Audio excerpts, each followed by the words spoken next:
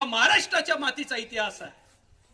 कारण वयाच्या 16व्या वर्षीच छत्रपती शिवरायांनी स्वराज्य स्थापनेची प्रतिज्ञा रायरेश्वराच्या मंदिरात घेतली. कोणासोबत?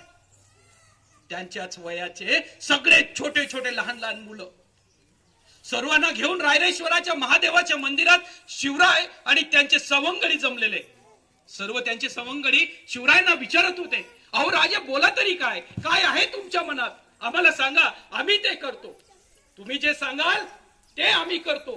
तुम्ही जगायला सांगाल तर आम्ही जगणार, तुम्ही मरायला सांगाल तर आम्ही मरणार.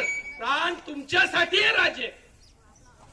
आणि मग महाराज शिवराय म्हणाले, असं किती दिवस आपण इतरांसाठी खपायचं, महाराष्ट्राने किती दिवस पारतंत्र्यात राहायचं, आणि हे पारतंत्र्य झुगारून आपण स्वातंत्र्य मिळवून आपलं स्वतःच स्वराज्य निर्माण करायचं. आणि त्याच ठिकाणी उपस्थित सवंगड्यांसह छत्रपती शिवरायांनी प्रतिज्ञा घेतली.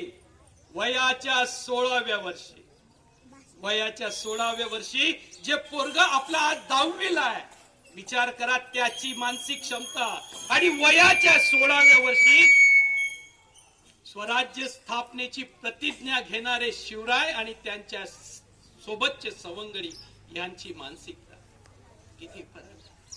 आणि याच सोबत वय वर्ष 52 चा एक म्हातारा माणूस त्यांच्या सोबत, नाव बाजीप्रभू देशपांडे. देशपांडे बाजीप्रभू त्या स्वराज्य स्थापनेच्या वेळेस रायरेश्वराच्या मंदिरात या बाळ गोपाळांसह उपस्थित होते. आणि अशा प्रकारे स्वराज्य स्थापनेची प्रतिज्ञा झाली. पण कल करे सो आज कर, आज करे सो म्हटलं कबीरांनी.